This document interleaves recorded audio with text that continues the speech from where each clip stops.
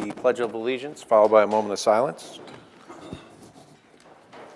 I pledge allegiance to the flag of the United States of America and to the republic for which it stands, one nation, under God, indivisible, with liberty and justice for all. Please join us in a moment of silence.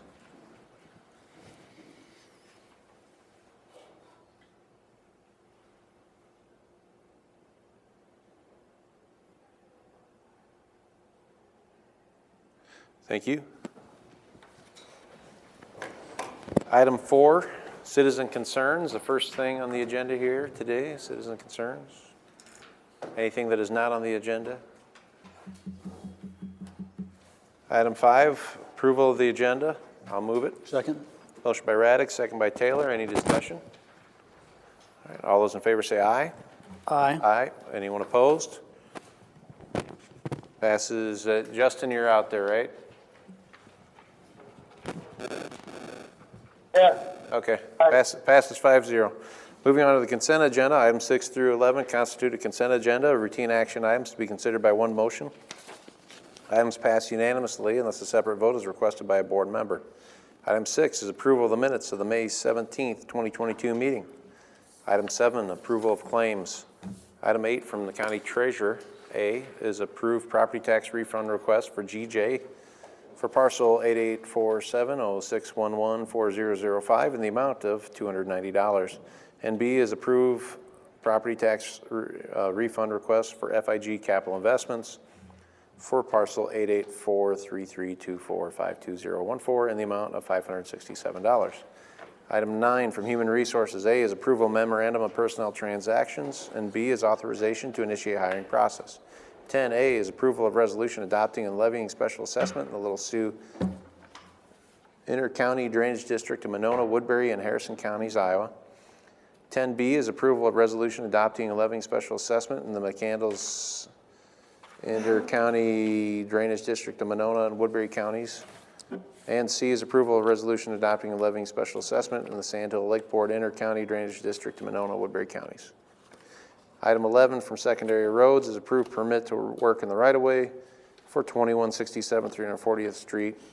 Whiting to direct the chair to sign the permit. So that ends the consent agenda. Anything to be discussed on there? Move approval. Second. Motion by DeWitt, second by Taylor. Any discussion on the motion? All those in favor say aye. Aye. Aye. Anyone opposed? And passes 5-0. That ends, let's see, item 12, citizen Diane Drevis and Chris Country, Woodbury County financial support for construction of regional medical clinic in Woodbury County.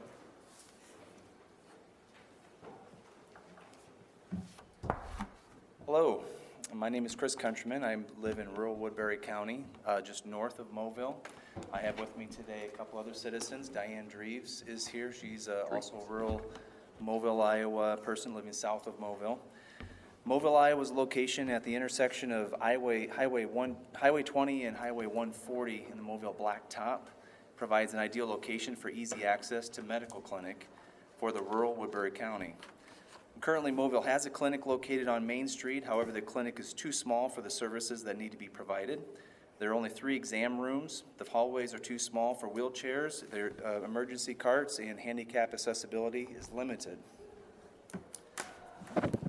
There is a limited parking on at the current facility, and the inclined access to the entrance is challenging for many of the elderly. In communities surrounding Moville, the lab and radiology equipment are outdated. Since Moville's clinic currently has the most updated equipment in the surrounding clinics, many patients are sent there to the smaller clinic for additional testing. And however, the equipment at Moville will soon also be outdated as the technology advances. Additionally, the current physical therapy rehab department in the clinic is bulging at its seams and sees patients from not only Woodbury, but also Ida, Plymouth, Cherokee, and Monona counties, and they are desperate for expansion as well. The community of Moville has a plan to improve the current issues with our medical services. We believe that the construction of a new regional medical clinic is necessary to take care of our rural medical needs. And we are here today to explain the situation to you and ask the Board of Supervisors for financial and collaborative support to help improve the lives of your rural constituents and many others in the Siouxland areas. It's been determined that the poor health outcomes for rural Iowa has been linked to a growing older population with poor access to health care. About 20% of Americans live in rural areas, but barely 1/10 of all physicians actually practice there. And the federal government projects that a shortage of over 20,000 primary care physicians in rural areas by 2025. Primary care physicians often do not have the support of specialists, hospitalists, and emergency physicians, and our plan links with a large regional medical center that will solve many of these problems in Woodbury County. Rural patients must often travel farther for their care and are reluctant to take time off from work and travel long distance in inclement weather, and as a result, rural patients often delay seeking care, which can lead to more complex illness in a sicker patient. Our plan to build a new modern facility in a rural area addresses the issue of accessibility. Although the needs of caring for rural populations can be daunting, many physicians find the rewards for caring rural communities as a meaningful professional calling, yet they must have tools to work with, updated equipment, adequate workspace, telehealth access, and mobile health applications are needed to connect patients with their healthcare providers. Our plan will ensure that rural Woodbury County will have access to modern medical technology. Access to health care is necessary to attract and retain business in rural areas as well. Employers want to be located in communities that offer urgent care and other medical services to their employees and families. Our plan will provide these much-needed medical services to help attract more business and jobs to the area. The nonprofit Mobile Area Medical Clinic Board is committed to this effort, and we are excited to continue to support this important work, but we need your help. The Woodbury County Board of Supervisors can play a key role in supporting this project and help us achieve our critical goal. Thank you. Is what financially is the ask as far as? We currently have been in the process of raising funds for this project. It's approximately a $5 million project, and Diane has the numbers here. We're approximately $2 million Just a little over $2 million is what we've raised. that we've raised so far. 700,000 of that came from the Missouri story. Or Word. So with the funds that have already raised and with financing that we have procured through local banks and also rural development groups, we feel that we're approximately $1 million short of our goal at this point. And as far as using ARPA funds, would this be something that would be?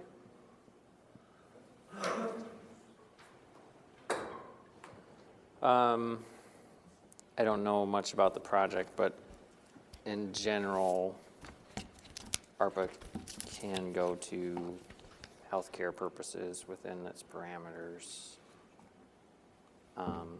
So I would say it's a possibility. So we do have some pictures for you to take a look at if you want to understand the concept. It's a two-story facility with the upper level being for the physical therapy and also a wellness center, and then the main level is on the first story.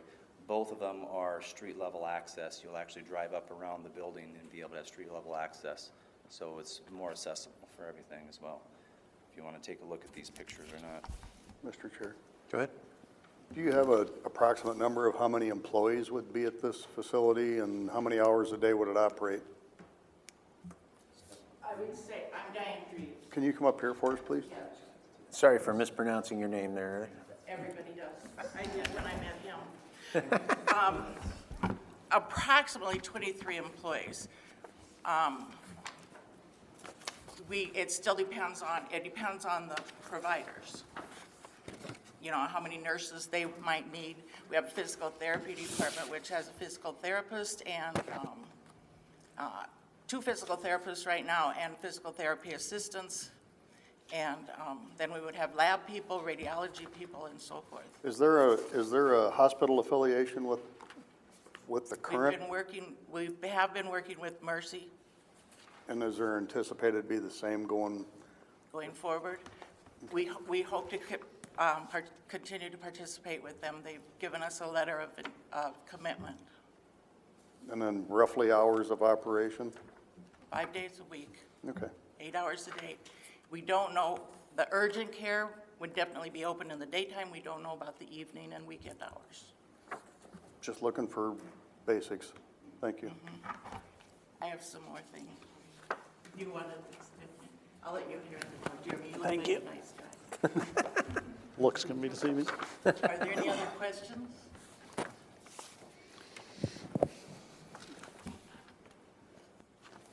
This facility is still being owned by the non-profit after too. We would own it, we would lease it to CNOS, who has also given us a letter of intent for the physical therapy and rehab area, and we would lease it to a medical center who would have the family practice and specialty clinic areas. Okay. And then we also have a wellness area on there that we haven't developed to a great deal because we're working on the other two areas right now.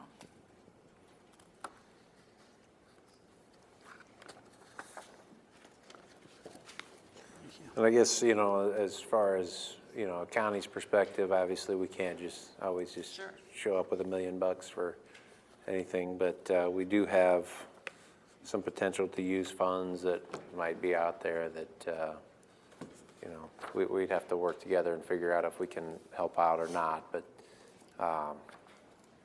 That's absolutely what we thought. so. But, this is just such a county-wide project and would really enhance the whole county. And I So agree that- with, not I just agree with that Mobile, statement. Not just Mobile. Yeah. So that's what we really want to stress as well. And that was the other collaboration part of it. There's so much involved with this, with the frontage road will be improved upon in that particular area. There's a lot of development, new businesses going all along the frontage road at this point in time, that will continue to develop. And really, this is one of the largest projects that our community's ever taken on. So guidance and collaboration is another thing that we're looking for all of these things that I'm sure you're aware of that we are not aware of, that you can help bring to our attention. There's also a possibility in the medical clinic that present there is a nice building at all. There's also looking for child care, daycare facility, remote, or that's. You're saying in the old facility? The old facility, Okay, our dream doesn't quit with the medical clinic. sure. We want to turn the old facility into a daycare. So is it the same nonprofit that owns the old facility? Yes. Okay. Go ahead. First off, commend you for all that you're doing in terms of the public-private partnership, for applying for MERD grants, for making us maybe one of the last asks. That doesn't always happen, so that's commendable on your part. So thank you. We thought of you in the beginning. Yeah, I'm sure. However, we knew you had a lot of work you were doing. One of the things that was alluded to was ARPA funding, and I know we'll have a discussion about that later on in a different venue, but we do have funds, and one of the things that I think would behoove us to explore is beyond COVID mitigation as far as access to healthcare out in rural areas, if there's an allowance for funding. We're trying to, because our budget is set for this next year, stay away from property taxes to the extent that we can and look at alternative sources. So I'd like to see if we could look into how that might be allowable more specifically if we can in the next couple of weeks, if that is a potential. I will say too that part of it has a drive-through area. When you spoke about COVID, there's a drive-through area on the west side. So if someone comes in, not just COVID, chickenpox, those types of things, we have to test them outside so it doesn't come into the clinic. And we've made different provisions in our design for those types of things, as well as teleconferencing.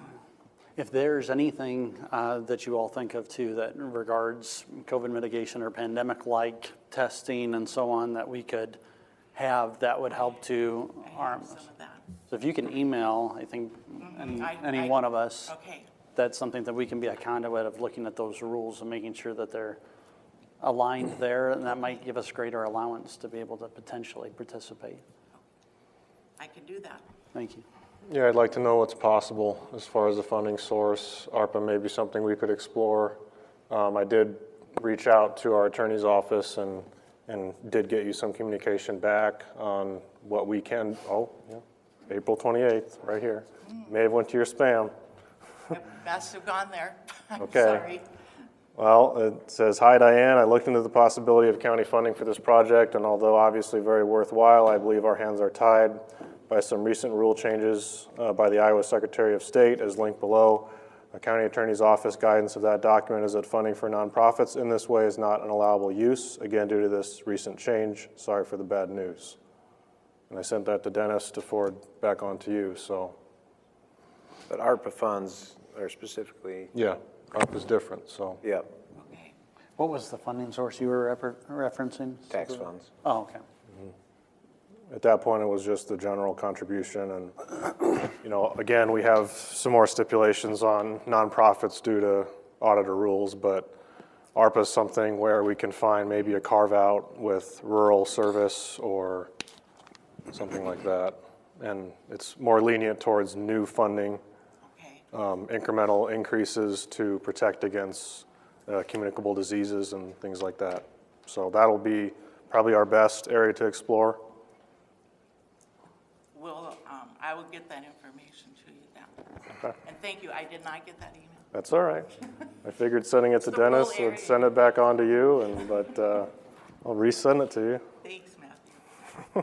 So Joshua, you have your homework. Yeah, if somebody can pass along whatever information is provided about the COVID mitigation piece of it, that would be helpful. We appreciate your guidance. Thank you. Thank you.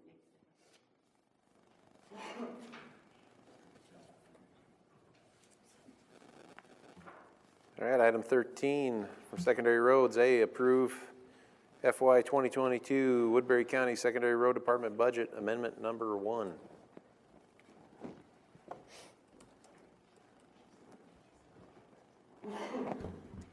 Good afternoon, Mark Nara, Woodbury County Engineer. We are submitting our budget amendment for DOT. We have a calendar deadline of June 1, so this is the last meeting. We have the opportunity to bring it forward. The budget is allowing us to expend some funds that were carryover from last year, and our local option sales tax is in excess of what we expected this year. This is allowing us to do some purchase of extra gravel and to put some extra money into new equipment and diesel fuel, which both went over this year. So those are the adjustments in the budget. For last year, we had such a good construction year, we carried over hardly any construction projects. We actually completed the work that we had in the program and had it paid for prior to the end of the fiscal year, which I don't think's happened in my 14 years here until this year. So we're looking at a much smaller amendment, and it's directed toward continued maintenance items. I'll go ahead and move it. Second? Motion by Raddick, second by Taylor. Any discussion or questions on it? All right, all those in favor say aye. Aye. Anyone opposed? Passes 5-0. Thank you, Mark. This is the permit. This is the program. That one says engineer right here.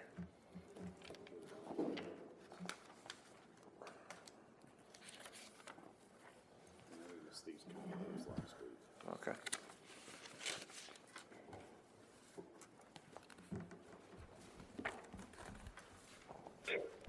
Thank you. This one has the auditor on it too. I'll take it down to it. Thank you. All right, 14A, approve CMBA architectural fee of $7,500 plus reimbursable expenses not to exceed $375 for a total of $7,875. This agenda item is for the Trosper Hoyt exterior south wall repair for the architectural services as part of that project. This will be part of CMBA's performance would be to draft the plans and specifications to go out for bid on this project. We have some drawings back from our engineers, Raker Roads, that spells out the work that we should be doing to make that repair. So that part of it has been completed. And so our next step, if you were to agree with CMBA's quote here and move forward, our next step would be to get ready to do those plans and specifications for bidding. The amount we're asking is $7,500 plus $375 in reimbursables. The reimbursables would be used for things like blueprints and items like that.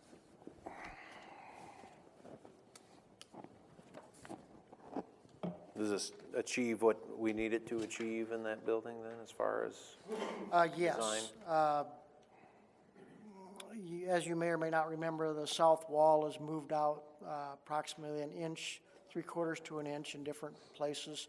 This would do a repair on the second and third floors, and it would also repair some parapet cap on the roof.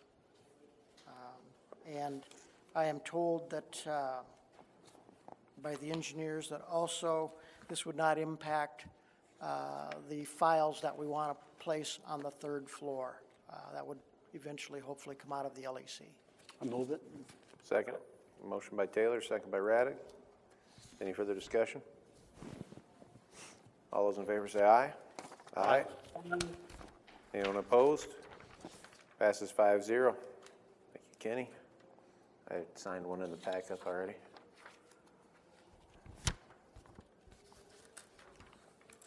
So 14B, Law Enforcement Center and 28th Street Project Progress Update.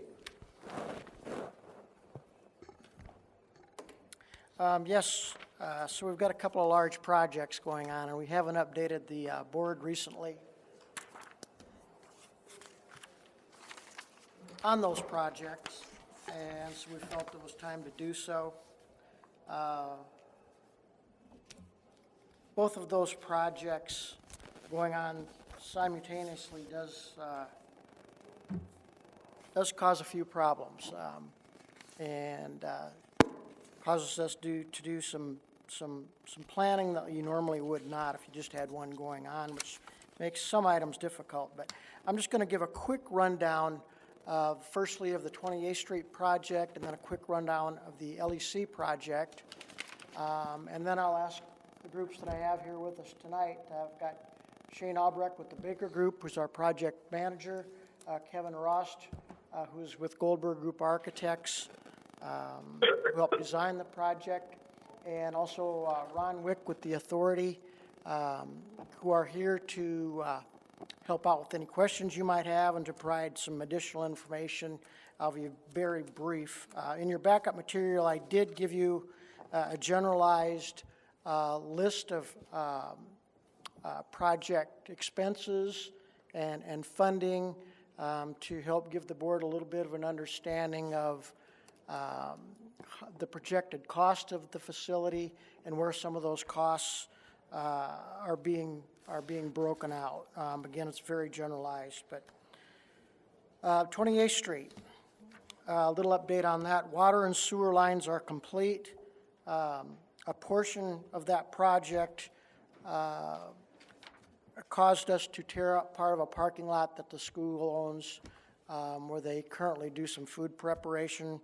There's approximately a 20-foot by 50-foot portion of that lot that is still opened up, and that is going to be hopefully complete next week. The new street has been paved, sealed, erosion control and seeding have been put in from the trailer park almost to the LEC entrance. So a good majority of that street is complete. There are some change orders on that job. They came mostly at the request of the City of Sioux City. One of those was to upsize some lines and add 20 foot of sanitary sewer line extending to the east for future developments. And so those were addressed as we were going through the project. Outer Belt Drive on 28th Street, as some of you may have already heard, we've reduced down to one lane with some traffic signaling.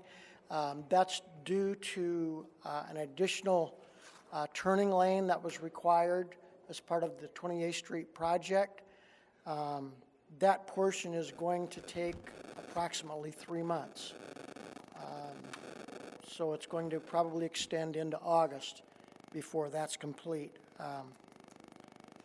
Another downside to that is, but it is required, there are going to be approximately 3 days when Outer Belt Drive will be completely shut off to traffic. It's something that can't be avoided. It's just part of that construction process. So that will happen. I don't know at what point. I'm assuming probably toward the end of that project. Moving on to the LEC. So just want to interrupt. On 28th Street, is the project expected complete at August or just that portion at Outer Drive? It won't be complete. That portion will be complete. Most of the project will be complete. There will be one section that won't be complete, and that will be at the LEC entrance. Due to the way the project, due to the LEC project, I should say, the 28th Street project couldn't continue past the LEC entrance because we had to still allow access into the LEC, so. Sorry. Again, in your backup materials, I did a kind of a budget analysis of the LEC and an overview of some variable allocations as part of that. Also included an AIA certificate of payment from Hausman Construction to give you an idea of what one of the construction payments look like. It spells out as part of some of those documents where basically a portion of that money is being applied or coming from that the contractor is charging us for. To give you a little bit of an understanding of where that's at. It also includes things like change orders that might have been approved. One thing on the budget analysis sheet that I did show you, or I did provide to you, please keep in mind, the only information on that sheet are things that have been currently approved or they had been approved as of May 19th. The actual AIA document that I provided you didn't get approved until the 24th. So although I included it in your materials, you don't see that on my budget sheet as a dollar item showing that, if that makes sense. Project change orders and contingencies, there are several of those. They will be ongoing as they do throughout both these projects. And so there are line items there that show what we've approved to date in dollar amounts. And again, those are going to vary and those are going to keep coming forward. There are some adds and some deductions on depending on what's required of each change order. So at this point, if you have any questions, I think I'll turn it over to Shane, if you'd like to come up. And I tried to be brief, but I'll let you guys also speak to both of these if you would. And you had a question there? I'll wait. All right, so Shane Albrecht, Baker Group. Kevin Ross, Goldberg Group. So one of the things we wanted to do is kind of give you guys an overall update on the project. Also, during the authority meeting, a question was asked of me, and I also wanted to address that during this time, if that's okay with you guys. So kind of where the project's at right now, we've been working on footings and walls and different pieces on the project. Part of the driveway is put in to get concrete access up to the site. We've had deliveries of everything from bar joists to steel to getting ready for stuff. Right now, we're slated for June 13th to start setting precast panels. That seems to be, it's kind of been a moving target right now, but the last plan that we've been told is they'll be starting in the northeast corner of the jail and setting around that. The northeast corner is... You're talking the detention area? That's where I was headed, is the detention area, and they're going to start setting around that whole detention pod. As you would look, they're gonna walk around that counterclockwise is the direction we've been given. Doing some of the interior demising walls as well as all that. So right now, they've been working on getting footings and walls up so they can get backfilled in to get started setting those walls. And once that starts, it's about a 2.5 to 3 month process to get the last pieces up. But as you start seeing those coming in, and if you would drive by right now, you would see the big blue crane out there. There's been cranes for a while, but there's an enormous 250-ton crane out there. That crane will set the precast. The precast is coming from Gage Brothers. It's made. It's done. It's finished. It's sitting at Gage Brothers right now in Sioux Falls. They'll start trucking that down and bringing that down as they're setting it. We got an update that the steel cells, so they're like Connex boxes that will be the jail cells. Those are also done and ready to ship to our site. Currently in the schedule, that's. I was just to mention that we also made a trip out there to inspect the cells. Yes. And see the actual product that was gonna be shipped up here to the county, so we got to see those in the warehouse, in the production factory out there. We had several people from Thompson Electric, CW Suter, Hausman, some folks from the county, and all going to visit that and see them firsthand, so. I think it was a good educational trip for the group, so. And we went to Titan Door, and Titan Doors, who's making the detention frames and stuff, we got to check that to make sure the conduits were in the right place and the different things, and checking the cells, so make sure Thompson and CW Suter also were aware of that. So a lot of our material is either on the site, at the other site, and ready to go. And like I said, people will start seeing as they're erecting the precast, they'll fall behind and start putting up the steel structure that'll support the floor, so then they can get ready to start pouring what would be the second floor of that. I think, anything else you want to add on that? The only thing I'd add to that is a lot of the underslab utilities, all the plumbing, electrical roof in, they're put under slab, they got a majority of that done throughout what will be the county attorney's area. I think once they get done with that, they'll be moving up to where the precast is set after that, and then back over to the sheriff's office, which is kind of the last piece of that that will be constructed, so.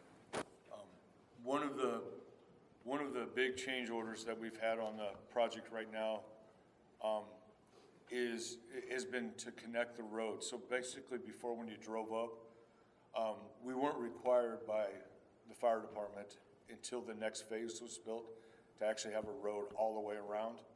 But when working with Kenny and working with the sheriff's department and access and stuff, without being able to take a semi all the way around, having to make that tight turn and stuff, it was deemed that made the most sense that we did that road and connected it. So that was right now, that is our largest change order to date.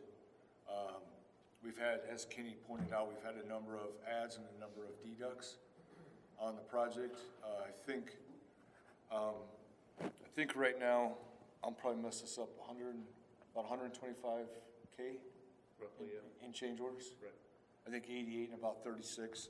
I'm sorry, not exact numbers, but. It's on Kenny's report in the backup, is about, 126, I thought. Yeah. So that's kind of where that's set, okay?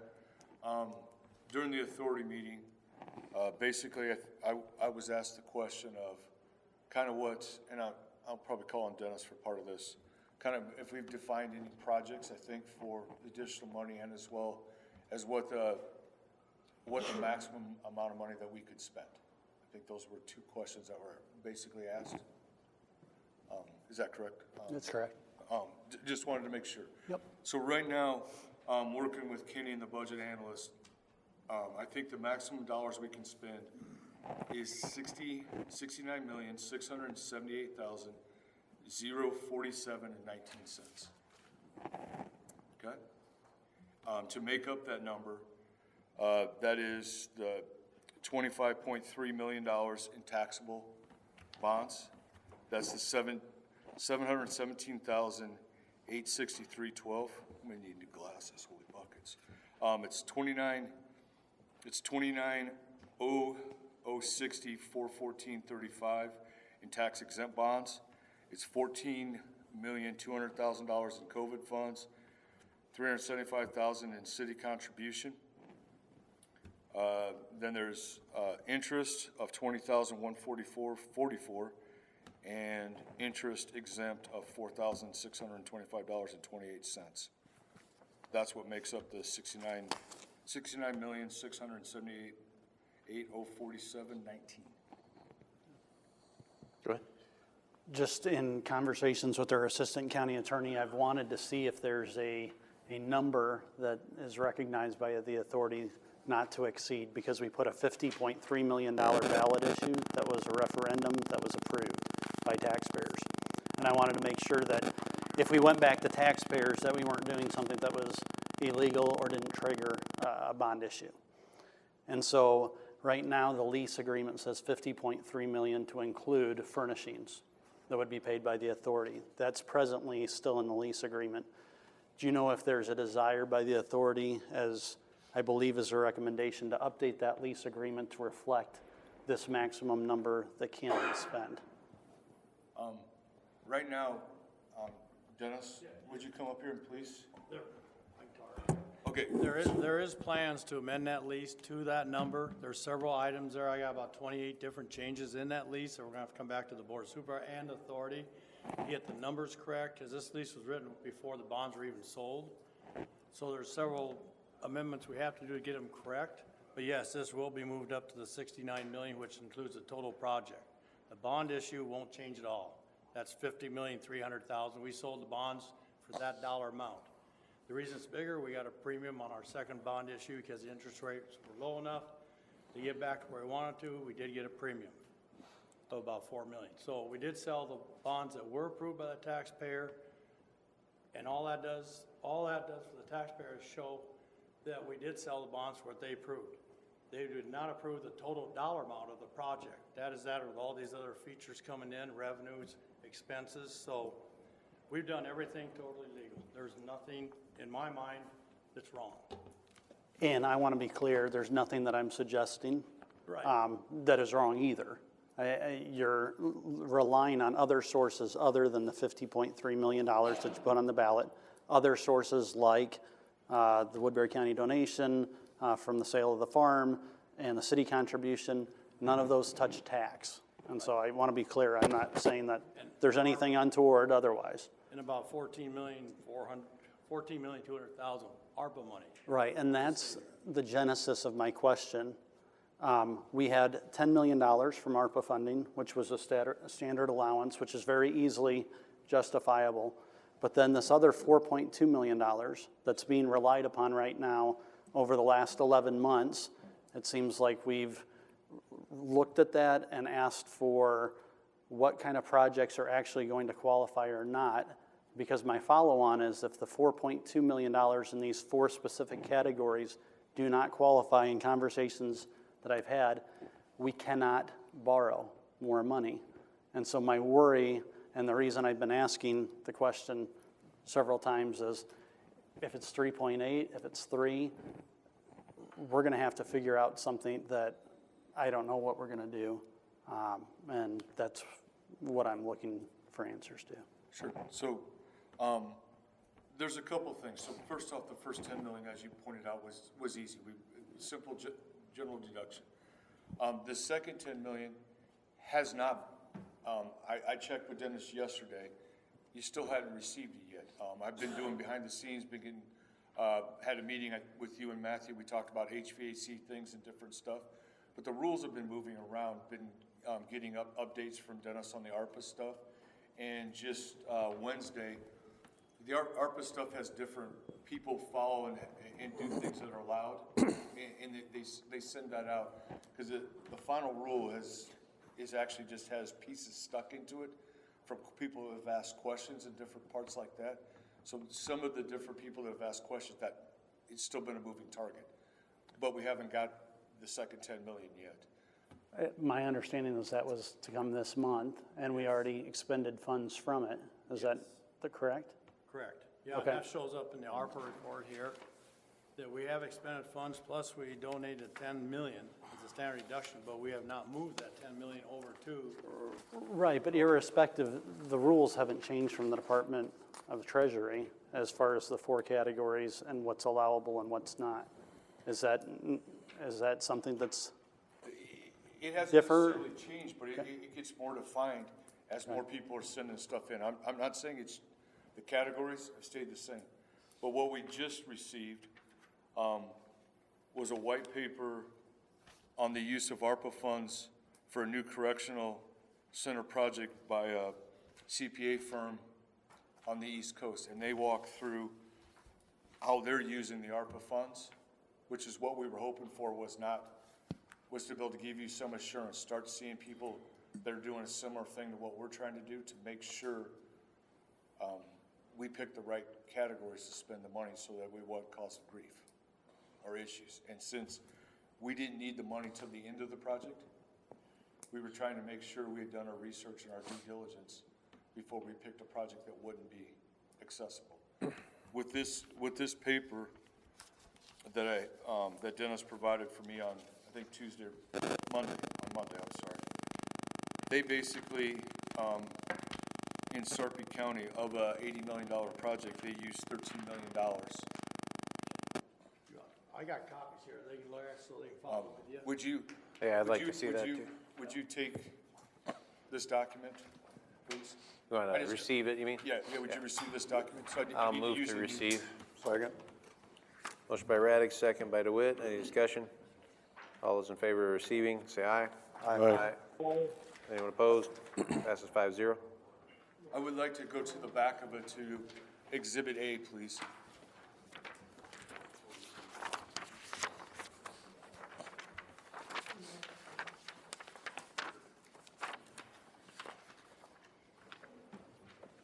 So Exhibit A, courtroom located for public viewing and inmate docking. They put the construction cost, their design fee, total estimated cost of, and we have this, so that's almost $800,000, okay? Pre-booking, mental, medical, COVID assessment and spacing. Again, that's about $600,000, and again, we have that space. Video visitation area. Again, we have the video visitation area, so following their model, when you ask the questions, they're even allowing money for front lobby. And then audio-visual for jail courtrooms and others. Again, we have audio-visual for jail courtrooms and others. The difference on that one is our jail courtroom video stuff, we need about $250,000 for. Okay, so it's a larger number, and we would have to change this number to fit Woodbury County. But looking at this, then they go on to the next thing they pick is FF&E, which is furniture, fixture, and equipment. And they're saying that's allowable under COVID as well. And they, I went to Exhibit A just so you could see the numbers. If you actually go back in the front part of this, they actually define what section of the COVID dollars they're using to do this funds, why in their opinion it should be used, and why it's accessible. So to me, this was a great document to have, because, and speaking with Dennis, we'll talk a little bit about that, but sorry, medical wing, we don't have dental health services, so we have to cross that one off the list, because we don't have that. Cost for HVAC improvements, ours has actually been running just a little bit higher than that. That was the 1.8 that I've been trying to track, so our number could be greater than that, okay? Cost for outdoor recreation area. We do not have an outdoor recreation, but we have an indoor or outdoor that meets the ACI standards because it has a roll-up garage door that you can open up that is the same as being outside. So bottom line, if you go through all these numbers, just taking their numbers, that's about $8.6 million. I know we needed 4.2, but that's about 8.6. so with this, you have a county that's gone through this and they've identified, looking at the rules, and I'm sure working with their attorney, getting approval from their county board on what their county board is comfortable with doing. They didn't use their attorney, they used their CPA firm that they hired. Okay, or whoever they Yes, relied yes, upon. yes. We rely upon our assistant county attorney. In the next couple of weeks, is it reasonable to think that this board will receive something similar so that our assistant county attorney can say, I agree, but this doesn't really fit the definition of what I would recommend, because we've been having these conversations, you should feel comfortable doing, because as you know, once this money is expended for that purpose, if it's recouped, it cannot be used again. And so we want to make sure we're on doubly sure ground. Is that something in the next 2 or 3 weeks? Otherwise, we're going to have to find whatever that gap is. We're past the budget time where I don't think we can increase taxes. We can't borrow anymore. And so that's where I'm, and I think this board would want to see what's our gap, if any. Maybe it's not. Maybe there's 4.2, and I'm hoping that's the case. But is that a reasonable timeline? Yeah, we can turn this number in a couple, 3 weeks, have this document set up for you. Okay. Is it still your opinion that the incremental improvements to HVAC is still the number one allowable expense you can identify? It originally was until I read this thing and some of their basis of what they're, I'm not Joshua, and I'm not even speaking for Joshua. I don't understand. I read their reasonings and their rules in this white paper. They make good arguments for a lot of other things in here. What I thought was unique about this is, of their whole funding, they did not take the $10 million standard deduction and apply it to this. They actually left the $10 million standard deduction alone and are doing this in different categories. So that, because they had 36 million, I think you told me, Dennis, right? Sarpy County got 36 million. 36 million ARPA funds, yes. They left their $10 million standard deduction alone and are going based on the categories, billing for this 13. So where I was headed with that statement, again, not my choice, you guys are the ones that choose, but if Joshua says, hey, you identified 5.6 million, of the 8.6 I think I can bring to you, you've identified 5.6 million.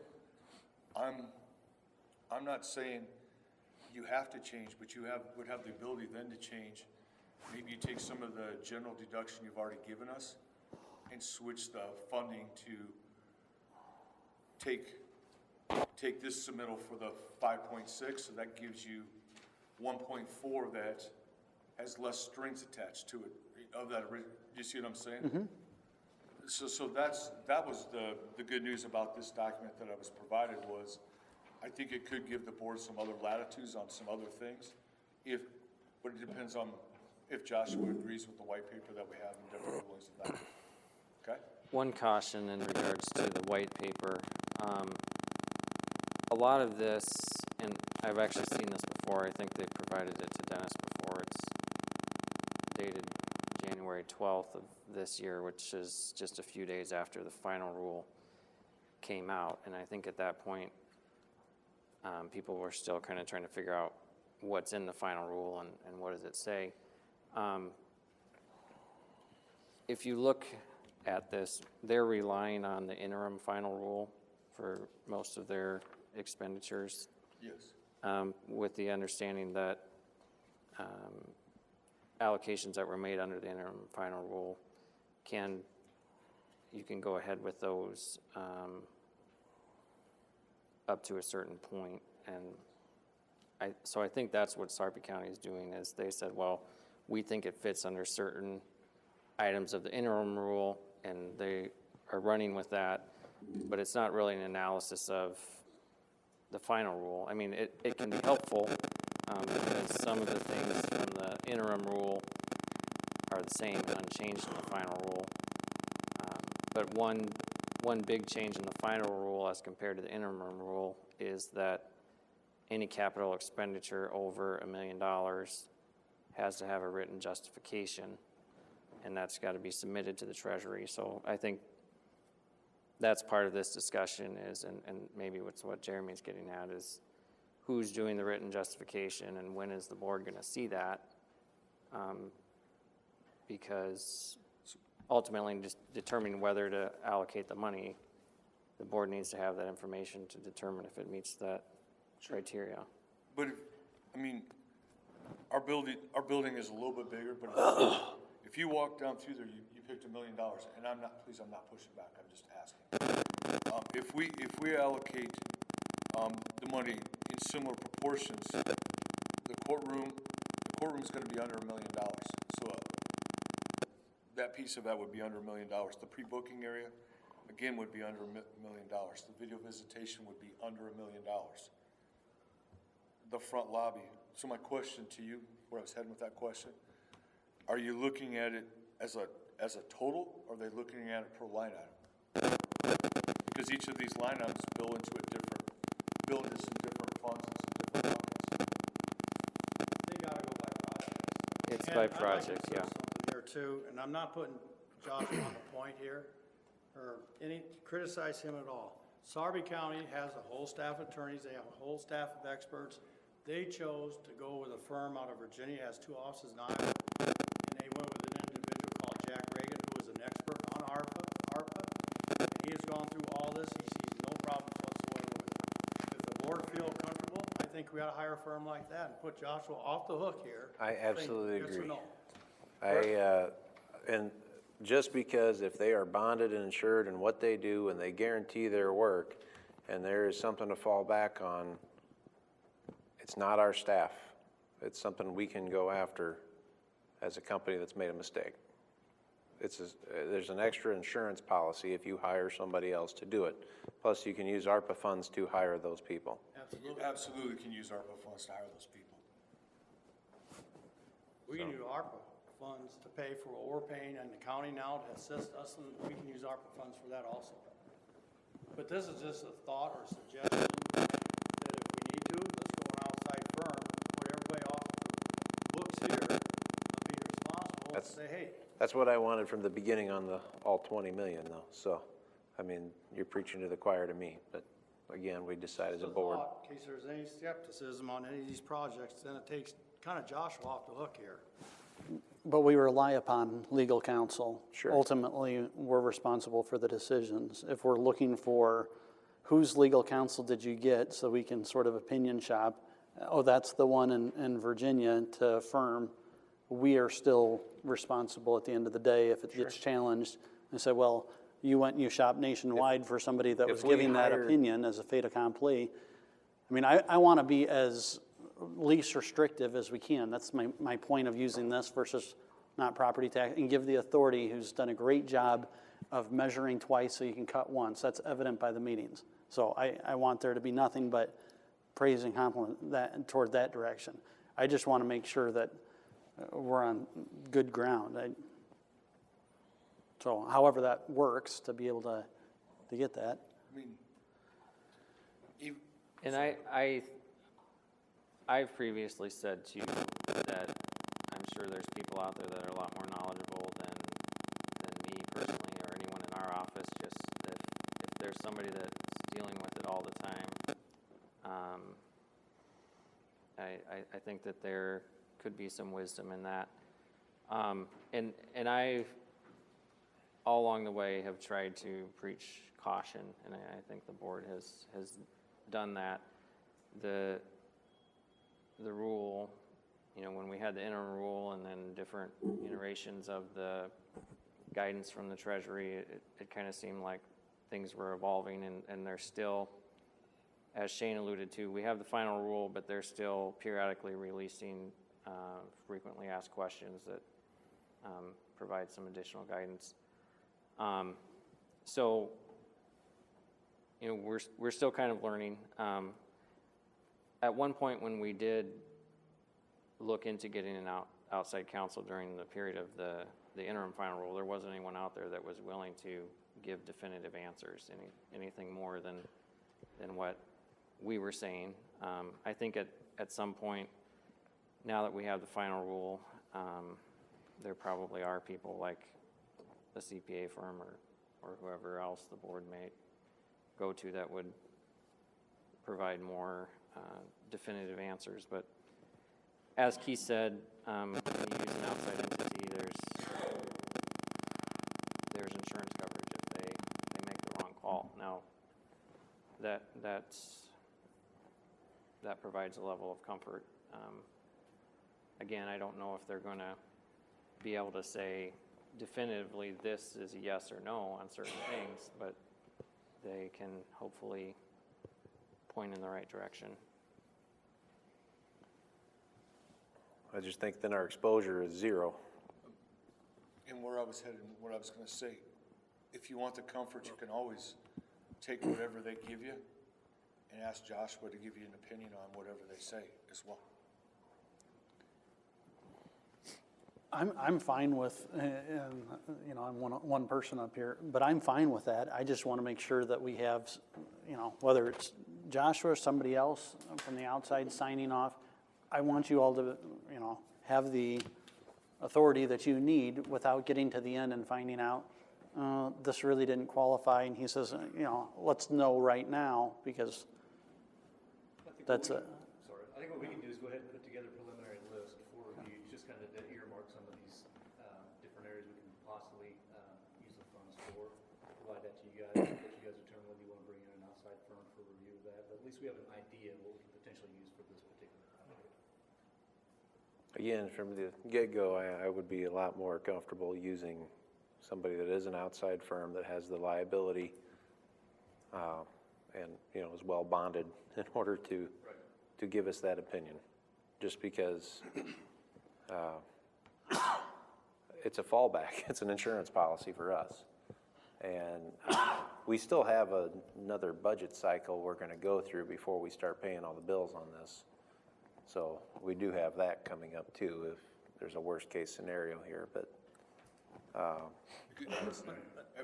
Everybody remember, these funds don't have to be allocated until December 31st of 2024 and do not have to be spent until 26, same time frame in 26. I'm not saying that's an issue, but that's why we've always looked toward spending them at the end of the project rather than up front. I will say Sarpy County took a different approach. They started, in this document you'll also see they already started spending the money as well. I think their first payment, because this document, to Joshua's point, was dated in January, their first payment went out in January as well. It's the... They paid $4 million out, I believe. Yeah, it's on page 6 and it shows, they paid $4.8115634 already out of this already. Right now, we had done the approach that we were spending the money last, because with the money and with the calculations of the schedule of values, we did not need to spend even of that $10 million until November of this year. Based on progress on the site and the speed of it, we felt it was November or December before we would have to pay out any money at all out of the ARPA funds. And to the point Jeremy brought up, there is no intent in my mind or any of the board members, I believe, or these people here, there will not be any more tax dollars such as a bond issue. That's no, that isn't gonna happen. If there's a shortfall, and there won't be now because we're fully funded with this, you know, document and the one Kenny had, the money's all there. Now, we may not spend it all. That's a good probability there. We may not spend 69, maybe 68 or 67, depends if we want to do furniture and fixtures. The 1.6 million for contingencies could only be $500,000. There's $1 million left over there. But there won't be any more tax dollars per se as a bond issue. That isn't going to happen. okay. So two things. One, in response to, it doesn't need to be spent until then. From a tax budgetary side, we need to know if there's a shortfall, right?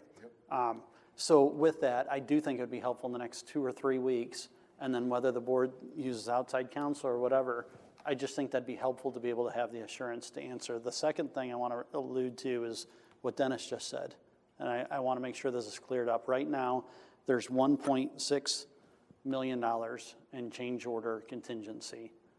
That is correct. And 125,000, roughly, 1.613. Yes, Roughly 125,000. right, yes. Okay. But what you said on the furniture, fixture, and equipment has changed. Yes. A week and a half ago, there was $1,076,000 that was unallocated. That is correct. And today, it's FF&E, $964,377. So that unallocated This does now include furniture, fixture, and equipment. Yes, but you, And the to board. change, go ahead. Sorry. To change that, it'd take an amendment to the lease, saying, does Woodbury County want to run up through our CIP furniture equipment? Or do you want to leave it in with the authority and pay it out of there, and then we don't do a CIP project and borrow the money? Well, I would prefer to see, again, if we can, if you can get in contact with the CPA firm and have it in a couple weeks on our agenda, have them actually identify the projects and give it a few months to go through and identify, you know, as much potential ARPA funding that could be used. Because then we know if we need to come back in with reserves or anything else before January. You know, we need to know before the end of the year. The way it's set up right now, you don't have to use reserves. I know. 4.2 is validated. But and to go back, I mean, to anybody paying attention or listening, March of 2021 is when we said, as a board, okay, the bids came in, much higher than expected. We're going to pledge and promise up to 15 million total to cover the costs, to cover alternatives, to cover any potential shortfalls, right? Yes. And that's what we did. And, you know, part of that we gave up front, which is that 800,000 almost contribution part, and that's why we're at 14.2 remaining, right? And that's the background of how we get here. The jail hasn't gotten more expensive. We haven't gone out and borrowed more money. So anyone that believes that, that's not correct, you know. And I guess for, you know, citizens and people paying attention, you know, Ron and I have met as chairman, you know, board of supervisors and chairman of the authority, and we're looking to, you know, keep our project rolling along, you know, at budget or under budget if possible. We're going to try to do the best we can in probably the craziest time to ever build a jail as far as building expenses and availability of contractors and availability of materials. Can you name a more challenging time? You can't. And, you know, I think we're doing the best we can as a board of supervisors and a joint authority to work together, get this project done. I'd like the assurance of the outside CPA firm. And if we can get that on the agenda to move forward, I'd love that. Of course, I can't speak for everybody, but I'd like a vote on it at some point.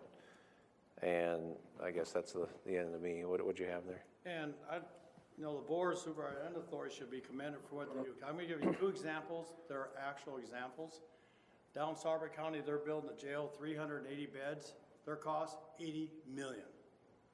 Webster County is looking at a new jail to 136, I believe, people, or maybe 126, $50 million. Do you look at ours? 507, it's 69 million. I think the board and authority is doing a tremendous job of keeping the costs down, and we did it at the right time. Well, If you rebid it now, you'd probably be pushing 70 million just for the cost instead of 59. and not to reiterate everything from the beginning, but we're going to have a new facility, should last at least 50 years. We're going to have a new facility that's safer for officers to sally port in people that need to be locked up. And we're going to have more offices for the attorneys. We're going to be able to partner better with the city's attorneys' offices. And it's just going to be a better thing for our community moving forward to take people that need to have some time to rehabilitate and put them in a safe facility for it. So, Just one more thing, Keith. yes. That on January 18th, Matthew did come back to the board, and they did reduce that 5.576 down to 14.2 officially Yeah. from ARPA or other general basic reserves. So you got options there, but right now it's 4.2 on our ARPA report here, what we got left to spend. Yeah. And just to add some context to that extra 4.2 coming from the county sources that don't involve property tax, wherever that ultimately comes from, is now down to approximately 2.9 because of the board's recent action to allocate about 1.3 million to the Siouxland District Health employees under the allowances of the final rule. So we have about 2.9 million to find allocations for, which is about what we have unobligated at this time. So again, I think our two takeaways from today is we need to update the lease, and we need to get some sort of summary like this. I'd like it back from the project manager, at least as a starting point. And then if we have a CPA firm review it, or the county attorney's office review it, at least we can identify the one or two best bang for your buck options that we can deal with.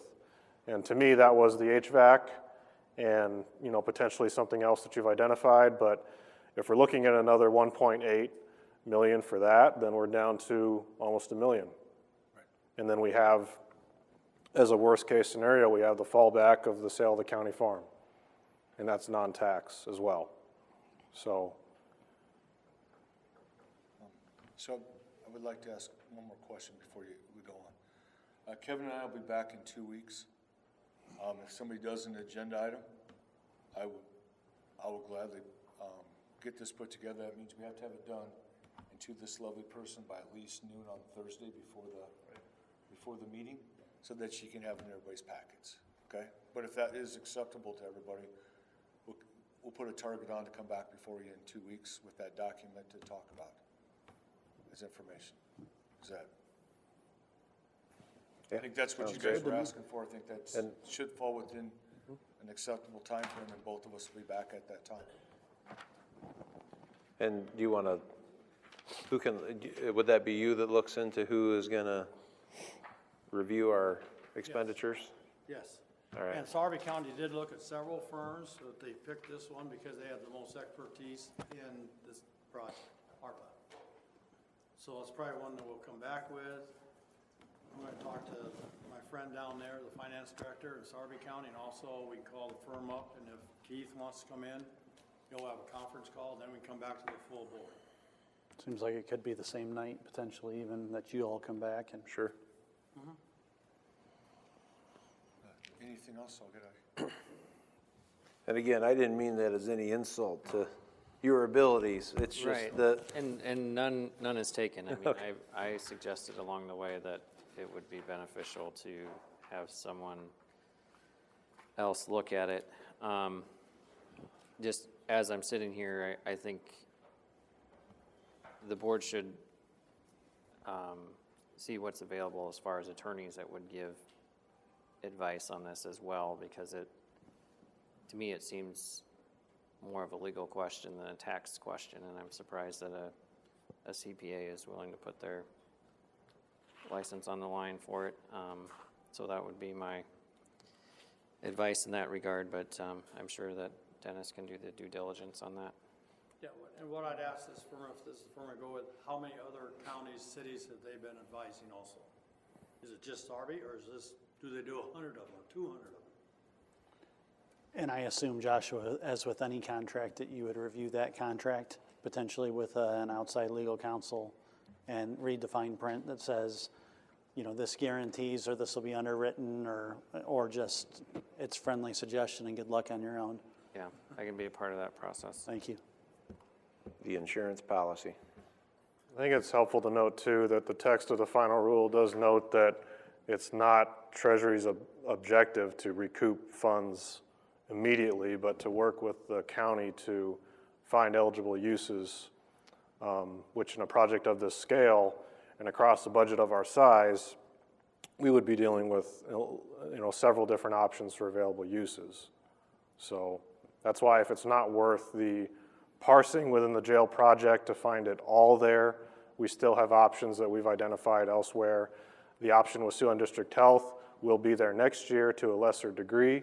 We wouldn't get a 1.3, but we may get a couple hundred, few $100,000 out of that as well. So we're not necessarily in opposition to Treasury at any point.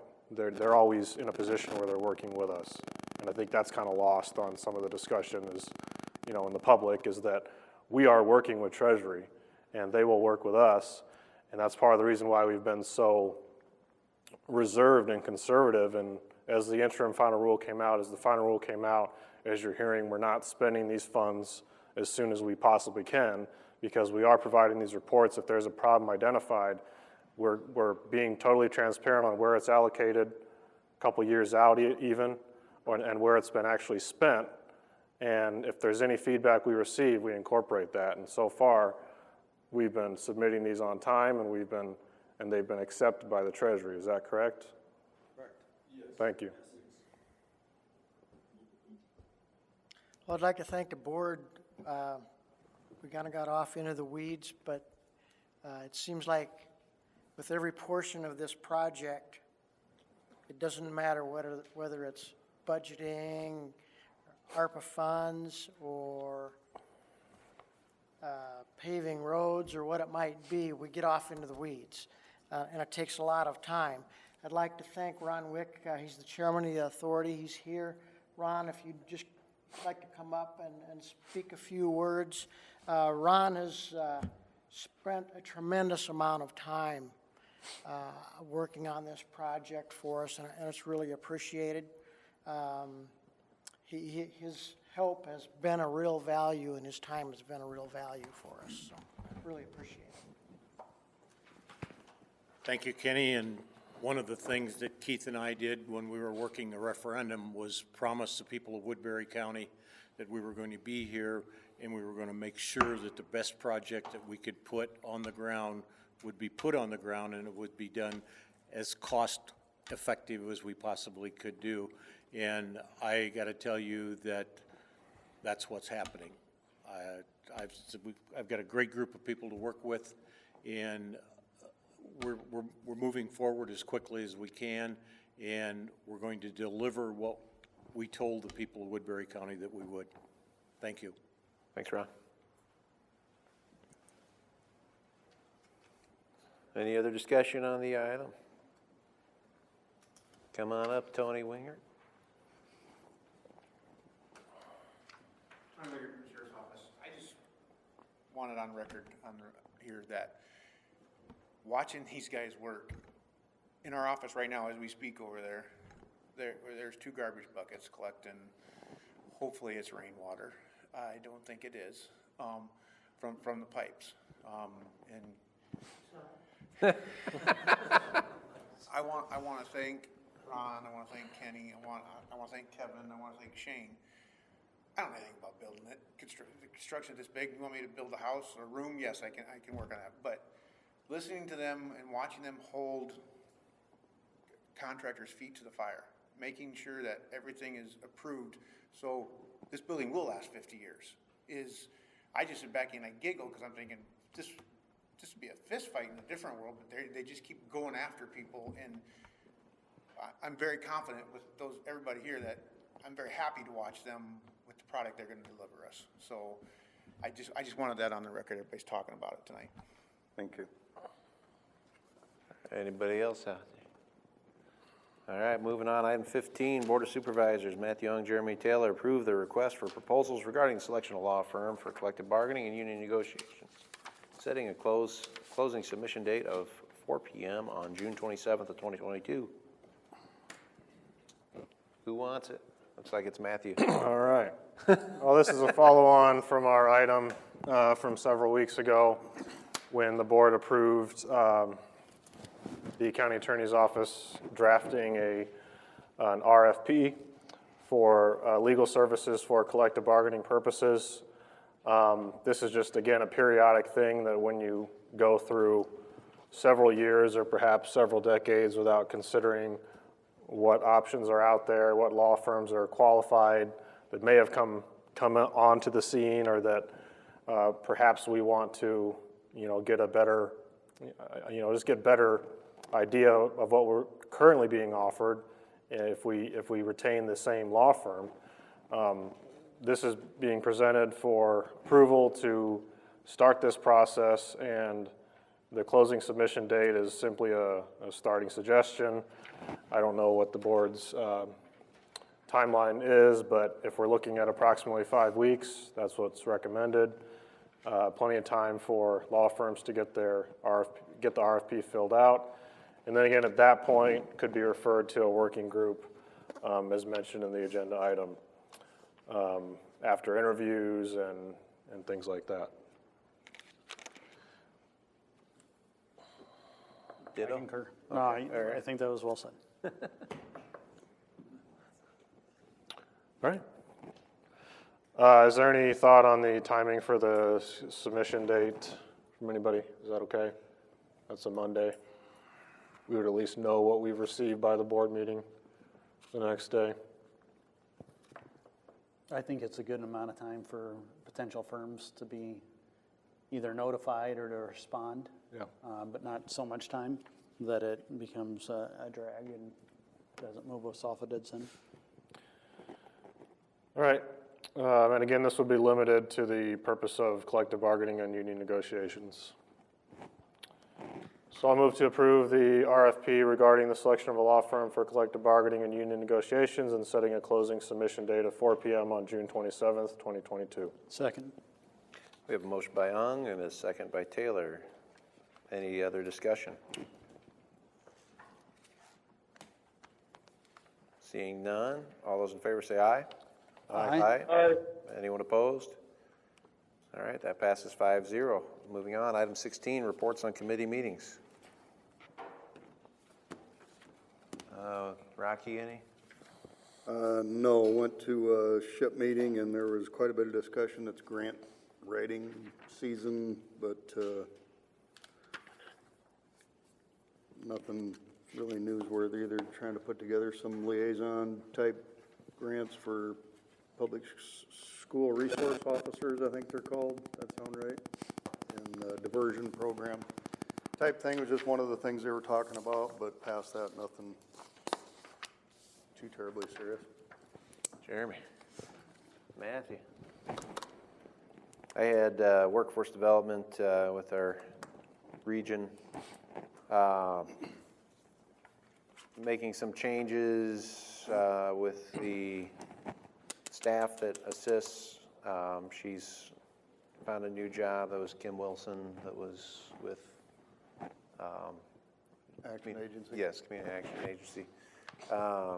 So they're putting applications out for somebody to fill that position, and the board will likely work with them again, I'd assume, to have them fill that role.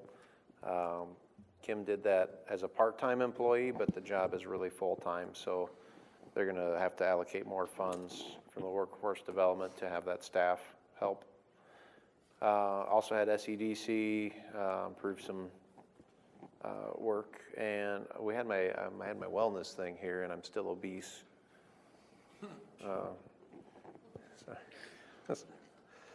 Chips. Well, they had those chips, 320 calories, one bag. Citizen concern, round two. Actually, I think we could provide a little public update on our hiring process for the EMS director. That posting is closed, is that correct? It is closed. So it is closed. At this point, we've interviewed 5 of the 8 finalists, and by the end of the week, we will have completed that process. So just to update everyone that that's ongoing. Citizen concern, round two. Okay. Oh, maybe it's not. Hey, since I focused so much on the LEC project, I forgot to give you one other quick update on the 2018 stuff. I want to send out a special thank you to Mark Nara. So there was a gap on our project. The county engineers helped with the road out there, keeping access to the LEC site, and has done a phenomenal job of helping keep the LEC project open and keep the LEC project moving. So I just wanted to say a special thank you, Mark, to yours and your department. I would say, I took a couple drives out there in different times in spring, and both times I was able to get out there in a 2-wheel drive truck, so good work. Yes, go ahead. Maria Ranco is 3031 Norman Drive. So I have read 406 pages of the ARPA rules, and I have the final rule. Then I will give it to you just as a brief of the funds. And I would recommend that whatever other counties do, whether in the East Coast or Sarpy County, we are a unique county, and we would like you, as a public elected officials, do the right decisions. And because we are going to be audited. And my last thing, thank you for your leadership, and I'm concerned about an elected official bashing me on Facebook.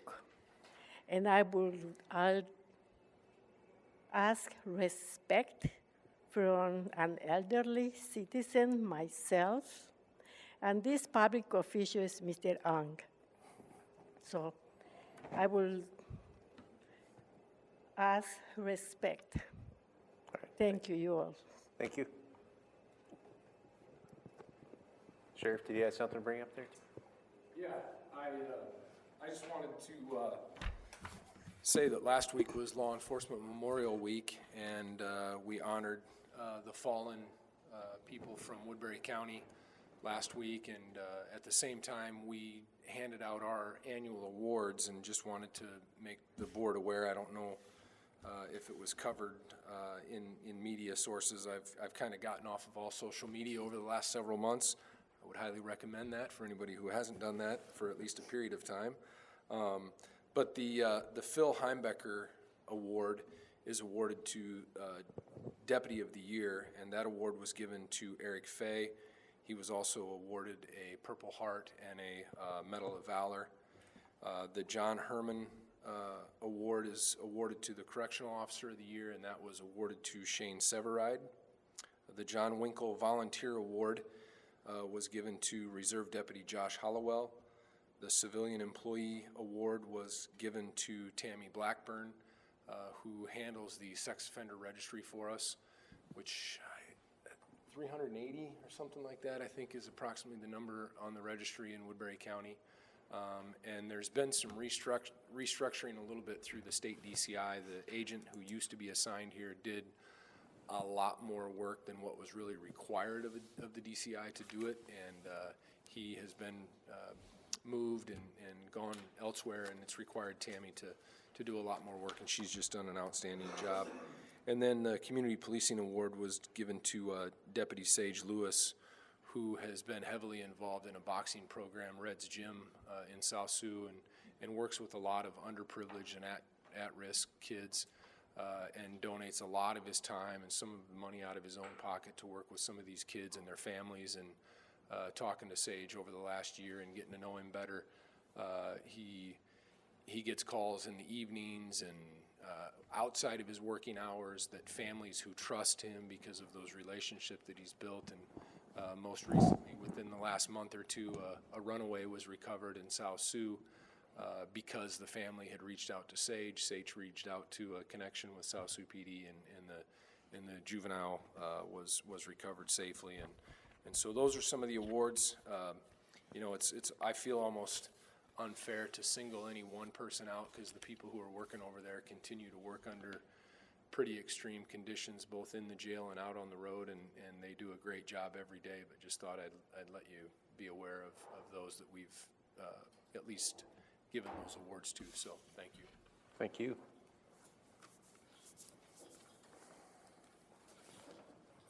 I won't take much time. Speaking on behalf of Mike Simone for CWA, he got detained, so he asked me to speak. We're just respectfully requesting that the wage portion of contracts for correctional officers be opened when the deputies begin to negotiate. You should, I guess, received a letter. I don't know if it was today or sometime earlier this week. Just wanted it spoken into record. Thank you. Thank you. Come on up.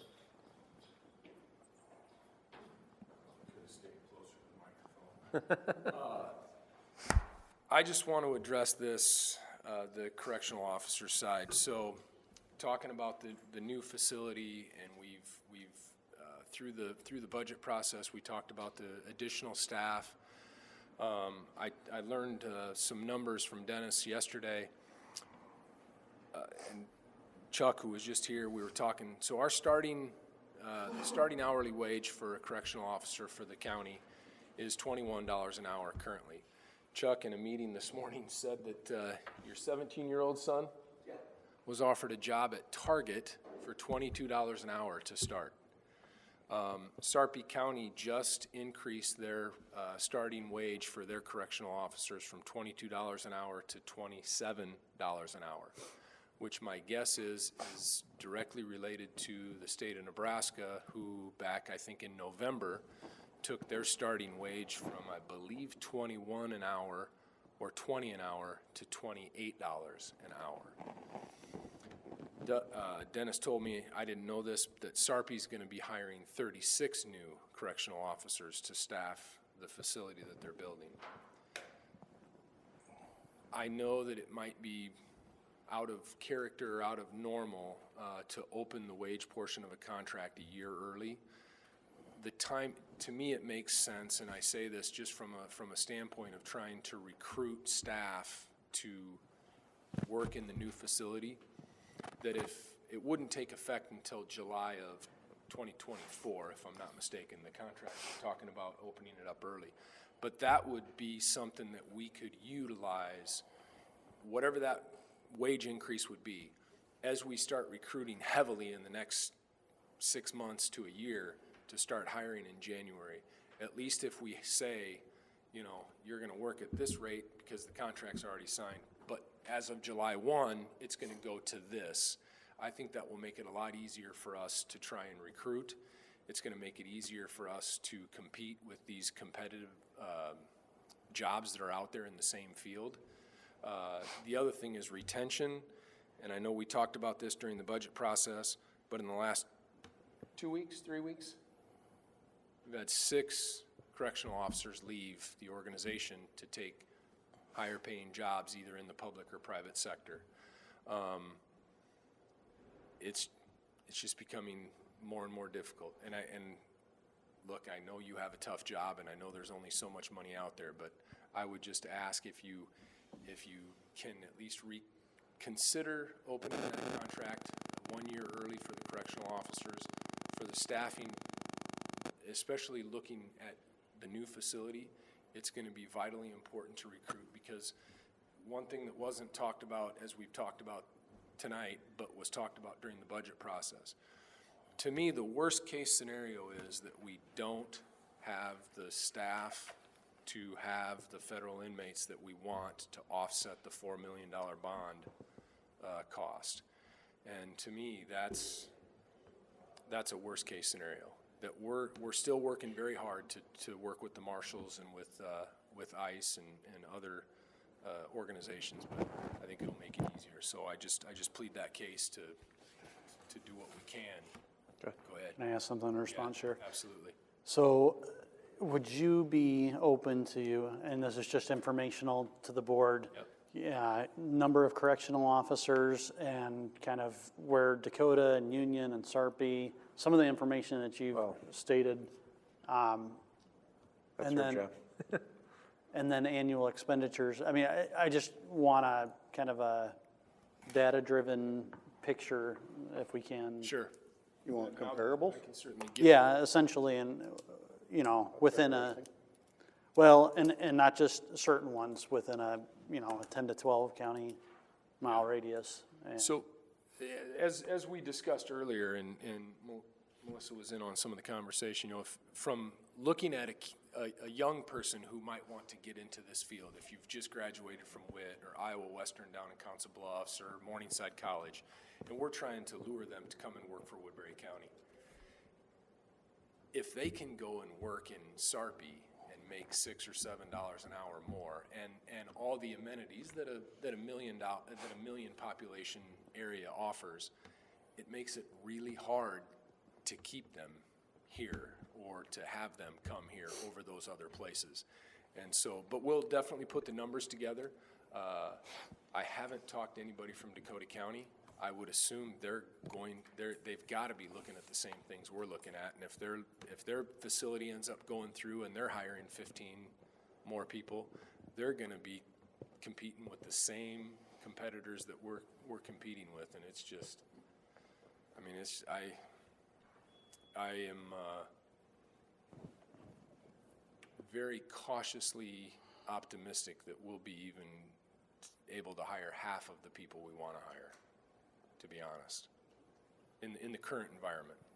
Like, you know, and hopefully something can be done and you can help us and make it easier for us to try and recruit and retain. I mean, that's the 6 that we've lost. The turnover time is, what do we figure? We're down, I think about 2 or 3 months. We'll be down those 6 spots, and that's tough. I mean, it's tough for the staff. I mean, you know, and so that's all. But we'll get those numbers. Thank you. Anyone else in citizen concern? Board concern round 2, or round 1, I guess. Yeah, I'm going to briefly wade into the mud regarding Maria's little jab at me. I believe what she's referencing stems from a public post she made after the leaked Roe v. Wade preliminary decision, where she said publicly as a public candidate that 5 men were in danger of taking away women's rights. I simply highlighted publicly as a public official that Amy Coney Barrett is a woman. Now, she may not believe that she's a woman, but she is. So, and I would say if you can't, you know, she's not going to make it very far in politics if every time you feel slighted by a comment on your public comments as a candidate, you run to the board meeting citizen concerns. There's only a couple people in this community that do that, and I think that's speaks volumes. I'm done. Anybody else? What do you got? Tomorrow night, we're having a landfill meeting. There's gonna be an important issue discussed because Gill, which has been sold to a company out of California, they are terminating the contract December 31st. They want to renegotiate. What I don't like about it, they're doing the middle of the fiscal year when we got the money already levied for the cost that they had said they'd do till July 1st next year.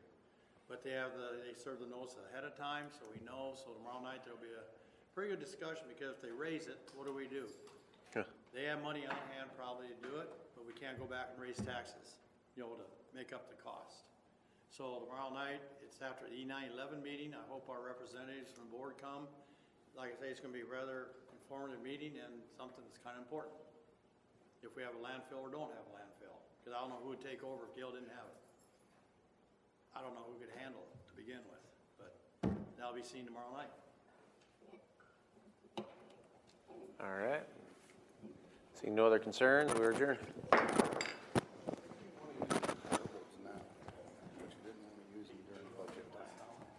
What comparables are you referring to?